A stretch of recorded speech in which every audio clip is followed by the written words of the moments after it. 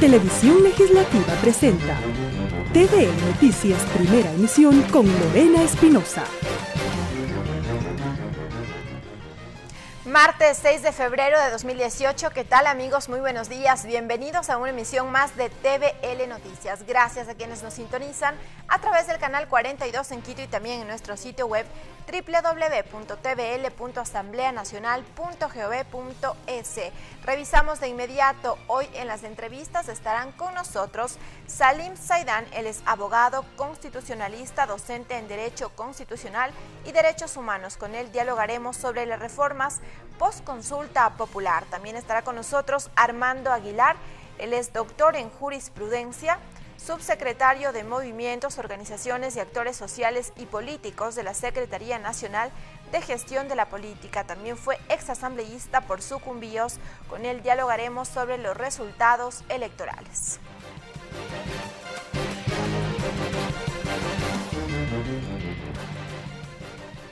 Arrancamos con la información. El Consejo de Administración Legislativa, CAL, dio paso al trámite de juicio político en contra del superintendente de Comunicación, Carlos Ochoa.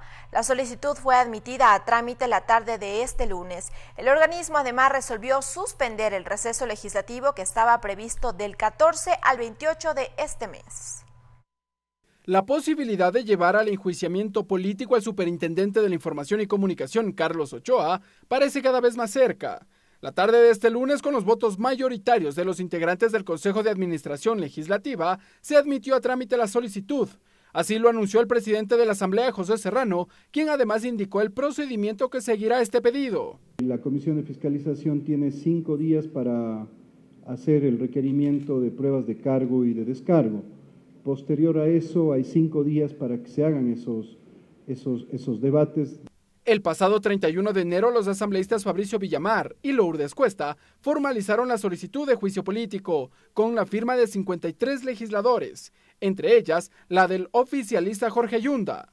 Cambia el artículo uno por otro y ha sancionado a 11 radios con la multa de $3.700, incluido multas en radios pequeñas que podrían desaparecer. Eso sí me parece que es una razón suficiente para justamente que pueda debatirse en un juicio político. Se está presentando adicionalmente los procesos en los que se pide la comparecencia de Marta Roldós y se pide la comparecencia a la comisión de Lucho Valdeón y Aurelio Dávila para que cuenten cómo fue esta aplicación de la ley de comunicación. La tarde de este lunes, a través de su cuenta de Twitter, la Superintendencia de la Información y Comunicación indicó que ratifica que todas y cada una de las resoluciones y acciones emprendidas por la Supercom estuvieron apegadas a lo dispuesto en la Ley Orgánica de Comunicación y la Constitución. Por otro lado, el CAL decidió suspender el primer receso legislativo de este año, previsto desde el 14 hasta el 28 de febrero. Ricardo Bravo, TVL Noticias.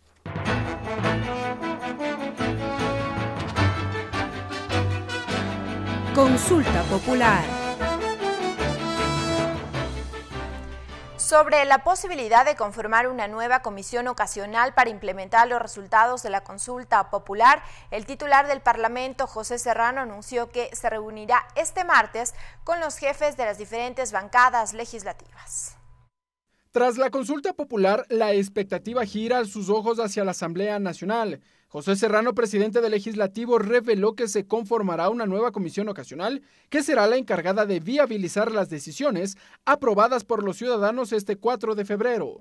Que estará integrada por 9 miembros para que el Pleno, a su vez, pueda esta misma semana tener lista esa comisión. Luis Fernando Torres, integrante del Consejo de Administración Legislativa, explica que la derogatoria de la Ley de Plusvalía, así como las reformas a la Ley de Participación Ciudadana y al Código de la Democracia, sí deben pasar por el Parlamento. Se requeriría un mínimo ajuste legal que puede hacérselo dentro del Código de la Democracia, que este momento está en segundo debate en el Pleno de la Asamblea.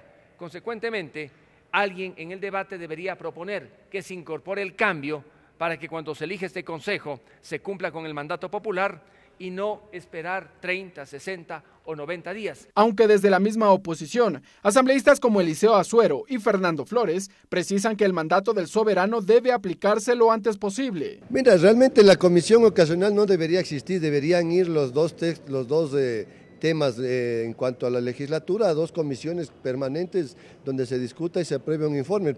Es decir, las que tienen que ver con referéndum pasan directamente, ¿sí? Y las que son consulta popular necesariamente tienen que articularse dentro de la Asamblea. Además, el presidente de la Asamblea Nacional, José Serrano, anunció que este martes se reunirá con los jefes de las bancadas legislativas.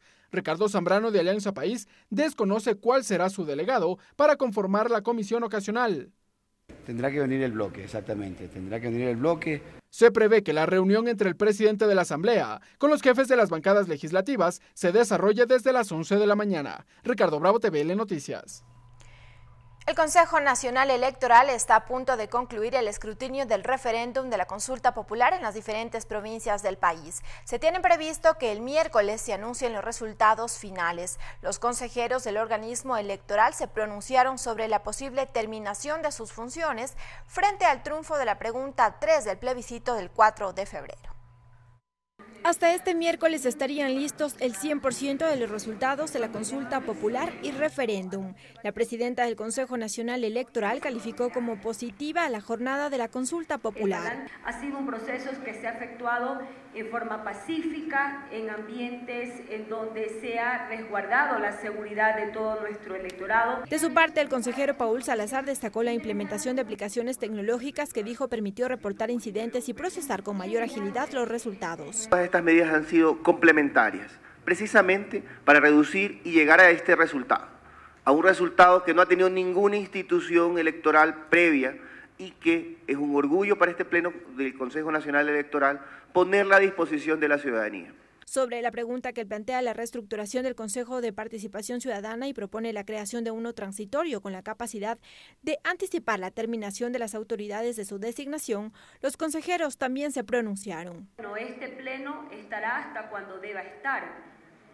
El resto de la implementación, la operativización del pronunciamiento del pueblo en las urnas tiene que ser también por parte de las otras funciones del Estado. El decreto también dice que permaneceremos en nuestros cargos hasta ser debidamente reemplazados. Puede ser un día o el tiempo que sea. Las autoridades del organismo electoral ahora se encuentran a la espera de todos los informes que deberán presentar en los próximos días las 4 misiones de observadores internacionales que participaron en el plebiscito. Lorena Espinosa, TVL Noticias.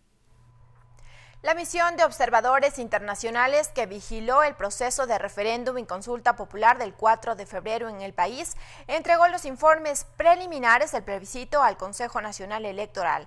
A continuación les tenemos un resumen de las recomendaciones planteadas por dichos organismos. Dentro de los informes preliminares presentados por la misión de observadores ante el CNE sobre los comicios del pasado 4 de febrero, coincidieron en que los mismos se dieron con activa participación ecuatoriana y en total normalidad. Fabiana Marín, jefa de la misión AUEF, destacó el trabajo del CNE al lograr en el plazo de 65 días que se lleve a cabo la consulta popular y referéndum. Libres, transparentes, tranquilas.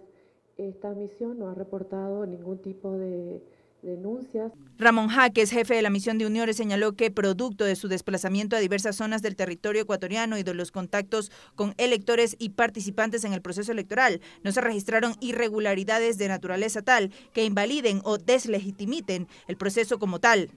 La misión reitera su reconocimiento al Consejo Nacional Electoral por su buen trabajo y se congratula con la ciudadanía ecuatoriana por el buen proceso democrático. Gastón Soto, jefe de la misión CELA, manifestó que el CNE cumplió con los estándares internacionales y la legislación nacional. Especialmente en las áreas de expresión y de transparencia de la administración electoral.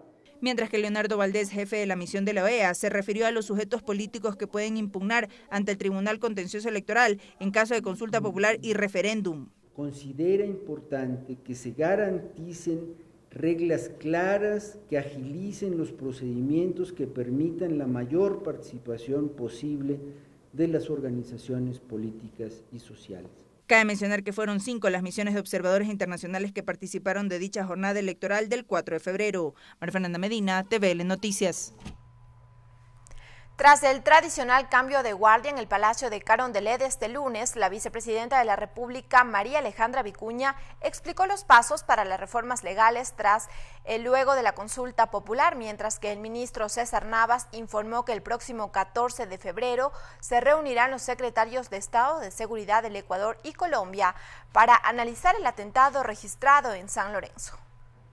Después del triunfo del sí en la consulta popular de iniciativa del presidente Lenín Moreno, la vicepresidenta María Alejandra Vicuña y el ministro de Educación Fander Falconi revelaron cuál es el escenario postelectoral que vivirá el país.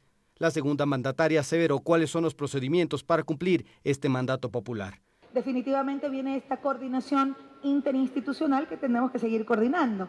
No solo el envío de los proyectos de ley, como consta en el mandato popular, respecto a leyes como, por ejemplo, la de plusvalía, es decir, el proyecto de ley derogatoria para la implementación de la pregunta 6. También se refirió al triunfo del no en la provincia de Manabí.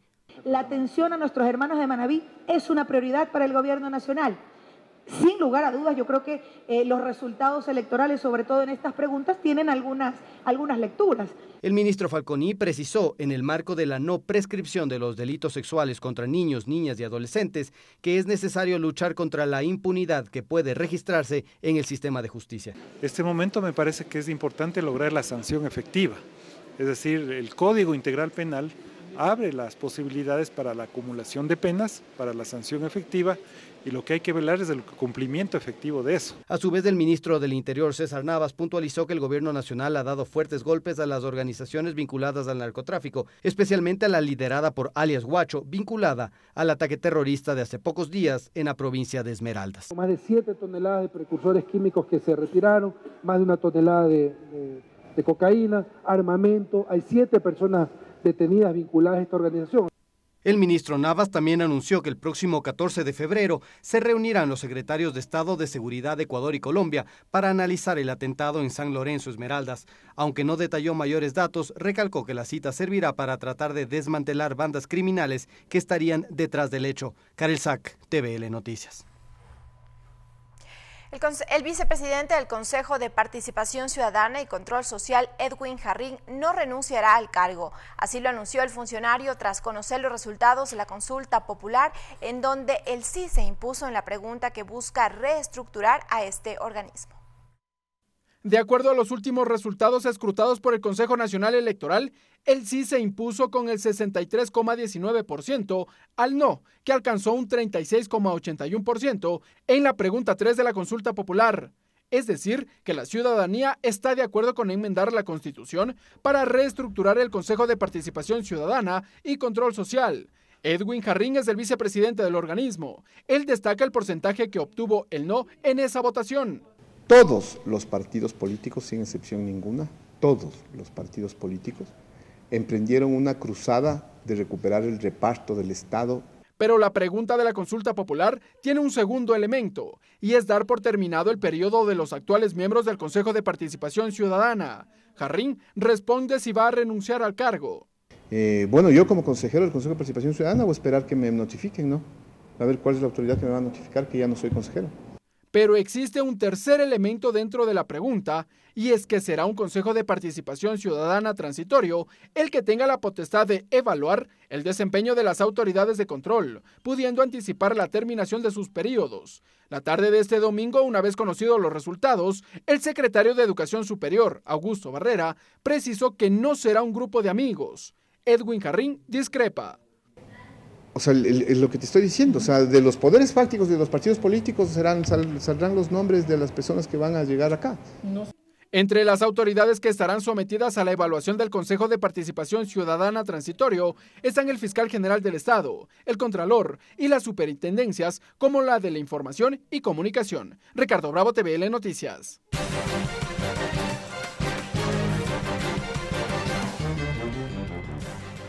Y precisamente para analizar cuáles son los temas y cómo se deben procesar toda la voluntad popular luego de la consulta popular y referéndum, vamos a dialogar con Salim Saidán. Bienvenido a la Televisión Legislativa. Buenos días, Lorena, un gusto estar en tu programa y un saludo también a los televidentes. Ahora la pelota, por decirlo así, está en la cancha de la Asamblea Nacional. De aquí deberá partir la voluntad expresada por la ciudadanía en las urnas para que se haga efectiva la consulta popular, los planteamientos presentados por el jefe de Estado. Arranquemos con las enmiendas que se aprobó, efectivamente ganó el sí, podríamos decirlo ya así. ¿Cómo se debería procesar para que esos cambios se hagan efectivos? Las preguntas de la consulta popular eran de referéndum y de plebiscito. 5 preguntas de referéndum, consulta de texto, y 2 preguntas de plebiscito, consulta de criterio nada más. ¿Cómo se procesan las preguntas del referéndum? Con muy poca participación de otros actores, porque generalmente lo que hace la ciudadanía al manifestar su voto favorable, en este caso por el sí, es aprobar el texto que fue puesto en consideración por el proponente, en este caso por el presidente de la República. De tal manera que con la sola publicación de los resultados entrarían en vigencia los nuevos textos en reemplazo de los vigentes. Esto quiere decir, se aprobó el texto, como usted nos anuncia, para enmendar la Constitución, y solamente el hecho de habernos pronunciado en las urnas quiere decir que desde el Ejecutivo debe modificarse directamente esos cambios a la Constitución, ¿así es? Depende. Más que del Ejecutivo, el Consejo Nacional Electoral tiene que disponer la publicación de los resultados. Y una vez publicados en el registro oficial, entran en vigencia, sustituyen a los textos vigentes. Pero además de eso es importante ver pregunta por pregunta. Ejemplo, en la pregunta número 3, relacionada con el Consejo de Participación Ciudadana, ¿qué es lo que corresponde? El envío del proyecto de ley reformatorio a la ley orgánica del Consejo de Participación Ciudadana. El anexo, ¿qué es lo que dice? Que la ley que regula la organización y funcionamiento del Consejo de Participación Ciudadana deberá ser reformada, ¿sí?, para que se pueda aprobar la nueva integración del Consejo de Participación Ciudadana. En este caso, el presidente tiene 30 días para el envío y la Asamblea tiene 60 días para la aprobación. Posteriormente a eso, tiene que remitir las 7 ternas para integrar el Consejo de Transición, y la Asamblea tiene que elegir en base a esas 7 ternas a los 7 consejeros principales y a sus 7 suplentes. Entonces, ese es el procedimiento a seguir. Se espera, eso sí, que hasta el 15 de marzo se puedan aprobar las reformas, porque de lo contrario no se cumpliría con el artículo 117 de la Constitución. Precisamente, ¿qué pasaría ahí? Porque implican varias reformas y estamos a un año, por decirlo así, de las elecciones seccionales, y en la consulta popular se aprobó que ya el Consejo de Participación Ciudadana definitivo sea elegido a través de en las urnas por la ciudadanía. Sí, efectivamente, lo que dice el anexo es eso, que el Consejo de Participación Ciudadana será ahora electo, ¿sí?, por votación universal, y la elección de los consejeros coincidirá con el próximo proceso electoral para elegir a las autoridades de los gobiernos autónomos descentralizados. Si es que el calendario electoral determina que el próximo 15 de marzo del 2019 se tiene que desarrollar ese proceso electoral, pues deberíamos incluir en esa elección también la elección de los consejeros de participación ciudadana. Y por eso la premura de que estas reformas entren en vigencia lo más pronto posible. Así es. Yo creo que el presidente de la República ha hecho bien en anunciar que va a priorizar o pide que se prioricen que se priorice la aprobación de las reformas legales de este cuerpo normativo, específicamente de la ley del Consejo de Participación Ciudadana, para que podamos cumplir con los tiempos. El artículo 117 de la Constitución prohíbe la aprobación de reformas electorales un año antes del próximo proceso electoral. No pueden entrar en vigencia esas reformas para el próximo proceso electoral si es que no se aprueban con el año de anticipación. Entonces, en este caso, ojalá que la Asamblea Nacional priorice el tratamiento de este proyecto de ley reformatorio para que podamos cumplir con la elección de los consejeros en el año 2019. Y de esa manera, el periodo de funcionamiento de este Consejo de Transición sea solamente de un año y no se prolonga hasta el 2023, que sería desnaturalizar la transición de un órgano que no puede estar más de un año. Es decir, que si no se aprueban hasta, como usted ha dicho, el 15 de marzo, necesariamente el Consejo de Transición debería prorrogarse hasta el 2023, sería. Claro, está previsto en el anexo que el Consejo de Transición tenga un periodo de duración hasta que el Consejo de Participación sea electo. Mientras no se produzca la elección de los consejeros transitorios siguen en funciones. Así que hay que pedirle a la Asamblea Nacional que priorice el tratamiento de estas reformas para que de esa manera se pueda cumplir con el año de transición y que no se puedan extender hasta el 2023 los periodos de los consejeros transitorios. Y conversábamos tras cámaras y con el reportaje precedente, ¿cómo va a ser justamente la reestructuración del Consejo de Participación Ciudadana? El presidente de la República deberá enviar las ternas, la Asamblea lo selecciona, el Consejo es transitorio, así se aprobó en la consulta popular. ¿Qué pasa? ¿Cómo es el proceso para el cese de funciones de los actuales consejeros? Sí, la pregunta está compuesta por 3 elementos. La reestructuración, que es una nueva forma de integración del Consejo de Participación Ciudadana. Por otro lado, la terminación anticipada de los periodos de los actuales consejeros y finalmente un consejo de transición con potestad de evaluación y de terminar anticipadamente los periodos de las autoridades que están en funciones. Específicamente con respecto a la terminación anticipada de los periodos de los actuales consejeros, no hace falta ninguna notificación. Está equivocado el consejero próximo a ser cesado, Edwin Jarrín, no necesita ninguna notificación. Lo que necesitamos en este caso es esperar que se publiquen los resultados en el registro oficial y en ese momento opera automáticamente la cesación en funciones. Y en esa transición hasta que se conforme este consejo transitorio, ¿qué va a pasar con el Consejo de Participación Ciudadana? Claro, sí hay claro, ahí tenemos que ver cuál es la transición hasta que el tiempo sobre el Consejo de Transición sea designado, ¿no? Sí, es una buena pregunta esa. ¿Quiénes actuarían hasta que la Asamblea proceda a nombrar a los consejeros de transición? ¿Eso quién debería definirlo o cómo se traza ese camino para especificar? Sí, yo creería que en este caso sí hay una duda de carácter jurídico. Si es que los consejeros tienen que seguir en funciones hasta que se elijan los consejeros de transición aquí en la Asamblea Nacional, en base a las 7 ternas que va a enviar el presidente de la República, o si es que inmediatamente cesan en funciones con la publicación. Yo sí sería de la idea de que se cesen en funciones el momento en que se publican los resultados, pero obviamente no se puede dejar. No estaría conformado aún el Consejo Transitorio. Exactamente, entonces sí habría ahí un vacío en cuanto a qué ocurre mientras la Asamblea nombra a los consejeros de transición.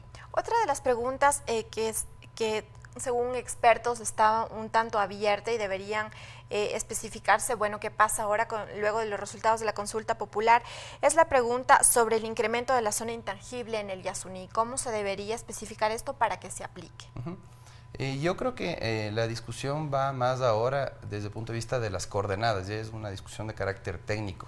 La pregunta era muy clara, hablaba de una ampliación en cuanto a las hectáreas de la zona intangible y una reducción del área de explotación petrolera. Inclusive están especificados los números en que se aumentaría la zona intangible y en que disminuiría el área de explotación. La discusión ahí era la zona, porque decían no se especifica la zona del incremento. Y los ambientalistas hacían bien en reclamar precisión respecto a ese texto. Lastimosamente no se precisó en el texto que fue objeto de la consulta popular, quedó así de manera un poco imprecisa y ahora lo que queda es la precisión técnica de las coordenadas, qué parte de la zona intangible será la que será ampliada y en qué parte se reducirá también en consecuencia el área de explotación. Entonces hace falta un trabajo técnico, yo creo que particularmente el Ministerio del Ambiente, para que con ese sustento técnico se emita el decreto ejecutivo por parte del presidente de la República delimitando de manera más precisa la nueva zona intangible que sería ampliada. El resto de preguntas se las puede aplicar a través de reformas legales. Ahí el presidente de la Asamblea había anunciado y ayer la vicepresidenta de la República también dijeron en los anexos está el camino a seguir. Por ejemplo, de la ley de plusvalía, que el presidente tiene que enviar 15 días después de proclamados los resultados un proyecto de ley derogando la norma vigente. En esa pregunta del plebiscito sí hago una observación. La pregunta dice, ¿está de acuerdo usted con que se derogue la ley de plusvalía de acuerdo al anexo? Usted va al anexo y está la obligación del envío del proyecto de ley derogatorio de la ley de plusvalía, pero no está la obligación de la Asamblea de aprobar el proyecto de ley. Entonces, sí hubo una imprecisión ahí. Yo creo que se tenía que haber planteado no como plebiscito, sino como referéndum legislativo para asegurar que entre en vigencia con la sola aprobación del texto por parte del pueblo ecuatoriano. Si es que se canalizaba a través del referéndum, se ponía a consideración de la ciudadanía un texto normativo concreto, en este caso del proyecto de ley derogatorio, un artículo, y de esa manera entraba en vigencia directamente, sin necesidad de que el presidente envíe a la Asamblea y la Asamblea se tenga que pronunciar. Porque lo que ayer dijo la vicepresidenta de la República es que se va a buscar en ese proyecto de ley, entiendo, la forma de evitar la especulación del suelo, pero evidentemente si desde el Ejecutivo se remite a la Asamblea un proyecto, entiendo que será de carácter urgente en materia económica, debe pasar el proceso y el tratamiento normal como lo establece aquí en la Asamblea. Yo creo que la discusión de este proyecto de ley tan importante tenía que realizarse aquí en la Asamblea de una manera un poco más seria. Lastimosamente esto se ha puesto a consideración de la ciudadanía y el debate ha sido muy pobre respecto a la derogatoria de la ley de plusvalía. La Cámara de Construcción de Guayaquil inclusive ha manifestado su preocupación ante las declaraciones de la ministra de Justicia, que por ejemplo ha dicho que están pensando en una nueva forma de regular el tema de la especulación de las tierras. La Cámara de Construcción ha dicho que la pregunta era muy clara, que se deberá derogar. La pregunta no dice eso, la pregunta y el anexo dice, se tiene que enviar el proyecto, el presidente deberá enviar, pero no habla de que la Asamblea deberá aprobar. Entonces, esa sí fue una imprecisión del anexo de la pregunta de plebiscito relacionada con la ley de plusvalía. Bien, muchísimas gracias a Salim Saidán, quien nos ha explicado cuál deberá ser el procedimiento luego de la consulta popular, que estará en su mayoría en la cancha de la Asamblea Nacional. Como siempre, bienvenido a la televisión legislativa. Gracias, Lorena, un gusto. Nos vamos a una pausa, amigos, enseguida continuamos con más información. Regresamos con TVN Noticias, primera emisión, luego de la siguiente pausa promocional.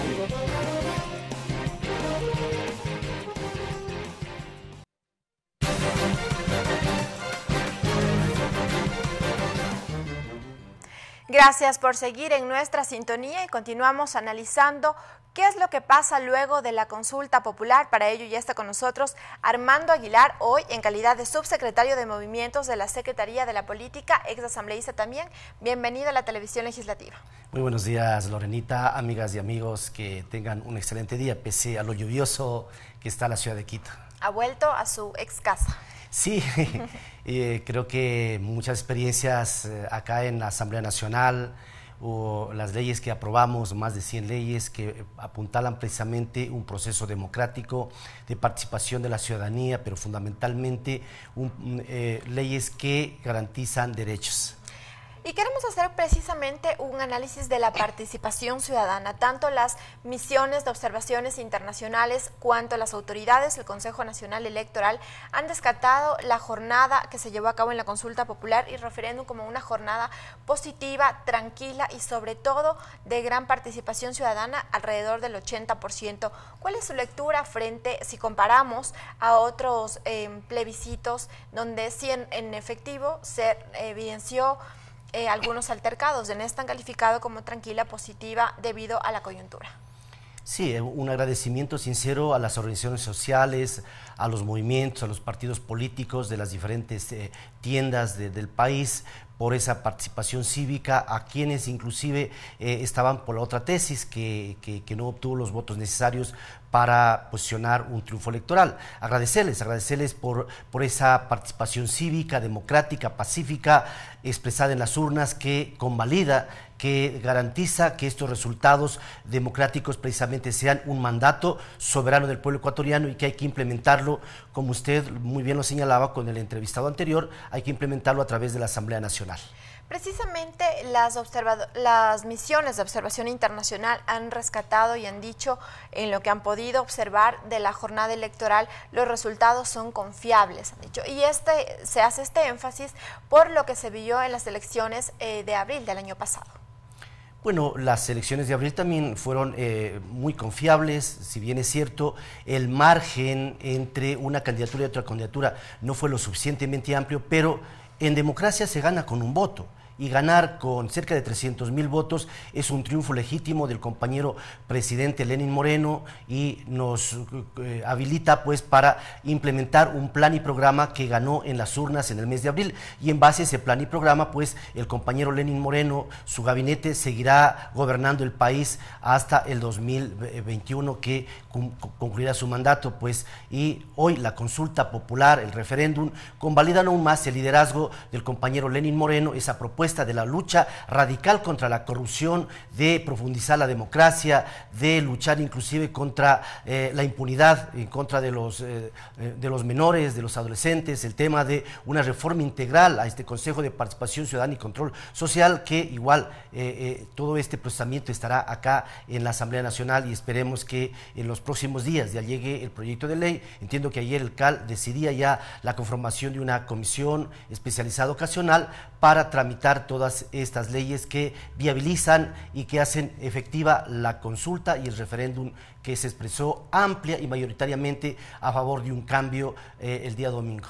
Ahora hablemos de la participación ciudadana. Las autoridades del Consejo Nacional Electoral han resaltado la participación que hubo de la ciudadanía en este plebiscito, sobre todo también por la accesibilidad que se dio a diferentes grupos. Por ejemplo, hablemos del voto en casa, del voto a las personas LGBTI, del voto a las personas con discapacidad. Eso dieron los resultados de más del 80% de participación ciudadana en la consulta popular. Sí, felicitar al Consejo Nacional Electoral, a sus autoridades, a su equipo de logística, cumplieron a cabalidad para llevar adelante un proceso electoral pacífico, pero sobre todo masivo. Yo creo que el ausentismo está dentro de los parámetros o menor a las elecciones anteriores, y la participación de la población fue una participación cívica, una participación tranquila, pacífica, que los observadores internacionales pues han resaltado esta participación de la ciudadanía, y agradecerles también a las organizaciones, a los movimientos sociales que le apostaron a este cambio, que le apuestan a una transformación radical de la democracia, de la alternancia en los diferentes cargos de elección popular, que participaron en la campaña, pero también participaron con un proceso de que los ciudadanos, las ciudadanas concurran masivamente a las urnas, y a todos decirles y agradecerles por esa participación que refuerza aún más el sistema democrático en nuestro país. El pueblo ya se ha pronunciado, y si bien aunque no se han oficializado los resultados finales de la consulta popular, prevalece el triunfo del sí. Como ciudadano y como organizaciones sociales, ¿qué esperar luego de esta consulta popular? Bueno, tanto el sí como el no se han expresado libremente dentro de este juego democrático expresado en las urnas el domingo anterior. Ahora lo que tenemos que esperar es el envío de las ternas, que precisamente esas ternas obedecerán al mandato ciudadano. No tienen que estar vinculados ninguno de los integrantes de esta terna a movimientos políticos durante los 5 años anteriores, y además tienen que tener una hoja de vida muy limpia, una hoja de vida que esté vinculada fundamentalmente con la academia, fundamentalmente con las organizaciones sociales, pero en ese compromiso de una lucha radical contra la corrupción, pero también de una participación ciudadana, es decir, que seamos los ciudadanos, que sea la sociedad civil la que participe en la construcción de un país justo, de un país equitativo. Y precisamente ahí el presidente de la República había dejado la puerta abierta para que la ciudadanía sea la que proponga los nombres de quienes puedan conformar este Consejo de Participación Ciudadana transitorio. Desde la Secretaría de la Política, ¿se ha implementado algún mecanismo para tomar contacto precisamente con la ciudadanía y poder levantar propuestas? Bueno, nosotros realizamos una serie de reuniones con los dirigentes de organizaciones sociales, sindicales, gremiales, de organizaciones de estudiantes que se sumaron en el proceso de la campaña para ir en el puerta a puerta, para ir en las caravanas, en las movilizaciones, en el proceso de información de la ventaja de esta consulta, y hoy también están interesados, por supuesto, en aportar con nombres, con propuestas para que integren las ternas que el señor presidente de la República enviará a la Asamblea Nacional. Tengan plena confianza, amigos, amigas, con ciudadanos, con ciudadanas, que el compañero presidente enviará esas ternas de las mejores mujeres, de los mejores hombres que representen precisamente a una quinta función del Estado que tiene que hoy salir adelante para garantizar la participación ciudadana, pero también para garantizar una lucha radical contra la corrupción. Bien, ha sido el análisis de Armando Aguilar, subsecretario de Movimientos de la Secretaría de la Política. Bienvenido a la Televisión Legislativa, como siempre. Muchísimas gracias, Lorenita. Nosotros continuamos con más información, amigos. Les contamos que la Asamblea Nacional aprobó el pasado mes de enero la resolución para el cumplimiento de los horarios de jornadas especiales para el personal de salud de iniciativa de la asambleísta Norma Vallejo. Este lunes se desarrolló la primera mesa de trabajo para analizar la aplicación de la medida. Luego que la Asamblea Nacional aprobó la resolución con el fin de solicitar a los Ministerios de Salud y del Trabajo que cumplan lo dispuesto en el artículo 25 de la Ley Orgánica del Servicio Público, es decir, las jornadas especiales por los riesgos de trabajo, la asambleísta Norma Vallejo explicó que profesionales de la salud se verían beneficiados. Absolutamente todo el personal de salud que trabaja en horarios rotativos, es decir, que tienen incluidos horarios nocturnos, y todo el personal que trabaja en lugares de alto riesgo, como por ejemplo trabajar en los subsuelos, en los laboratorios, en rayos X, en odontología. No estamos diciendo que la jornada de 8 horas que cumple un servidor de salud que no esté en riesgo, se le va a rebajar las horas. Además, detalló cuáles organizaciones participan en la mesa de trabajo y señaló que no se plantea una fecha específica para la implementación de la medida. Federación Médica, está la Confederación de los Profesionales de Salud, está Parlamento Laboral, están representantes del FUD, están representantes de la CUT, están representantes de los sindicatos de salud. El presidente de la Federación Médica Ecuatoriana, José Heras, argumentó que la reducción de la jornada laboral es necesaria. Siempre ha sido una de las luchas gremiales por las que hemos estado pendientes los médicos en el país. Vemos que a mayor número de trabajo y de exceso de pacientes empieza a haber el desgaste profesional, conocido también como el síndrome de burnout. Víctor Manuel Álvarez, vicepresidente del Colegio Médico de Pichincha, detalló los riesgos para los profesionales de la salud. Hay mucho riesgo, no solamente riesgo biológico, hay riesgo psicológico. La legisladora Norma Vallejo señaló que también podrían analizarse las remuneraciones que perciben los trabajadores de dicho sector.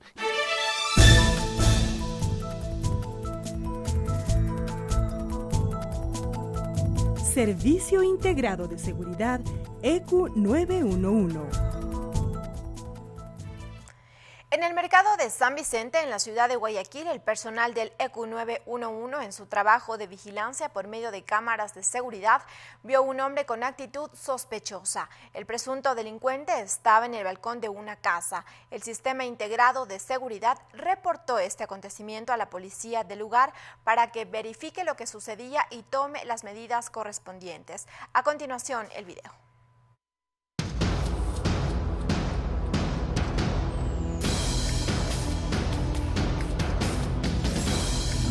La efectiva operatividad de las cámaras de videovigilancia del ECU 911 y de quienes las monitorean permiten presentarles casos como el que veremos a continuación. Póngale mucha atención.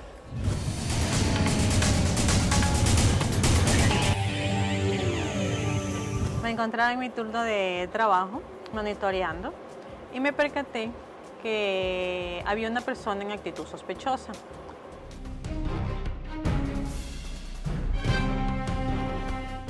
Está dormida, está un ladrón en su casa. Se encontraba escondido en la parte de atrás de unos tablones y luego procedió a subirse hacia el balcón de una vivienda. Se informó a Policía Nacional para que tomen procedimiento y mandaron las unidades correspondientes. La unidad Cisne 2, manténgase en el punto. Avanzamos a verificar a la 21 y la B a un ciudadano que aparentemente trataba de ingresar a una vivienda con el fin de cometer un acto delictivo. Yo digo, bueno, me sacó los nervios, digo, es ladrón. Yo bajé a verlo cuando el ladrón estuvo en el carro y de ahí ya lo llevaron a ese hombre. Llegando al lugar se pudo evidenciar que efectivamente se encontraba dicho ciudadano colgado en una parte de un balcón de un domicilio. Así mismo se coordinó con las demás unidades, llegando al punto todo el equipo de reacción para posterior neutralizar y lograr la aprehensión del ciudadano antes mencionado.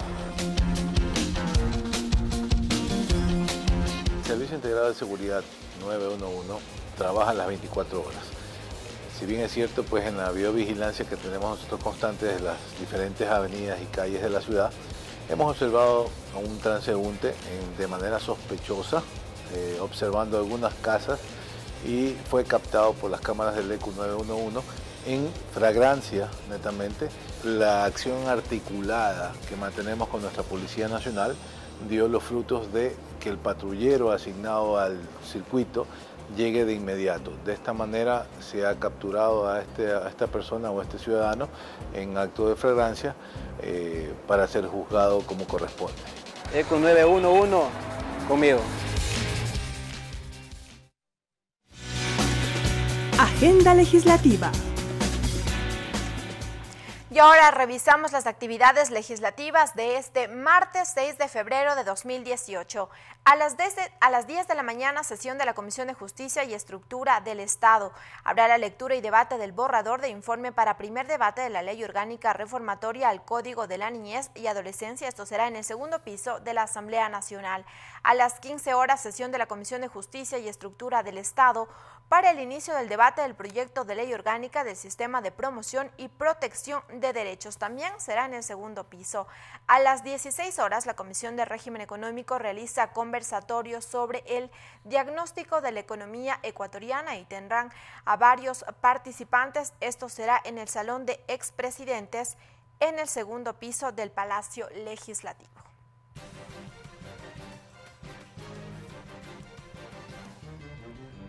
Así concluimos esta emisión de noticias, amigos. Gracias por sintonizar la televisión legislativa.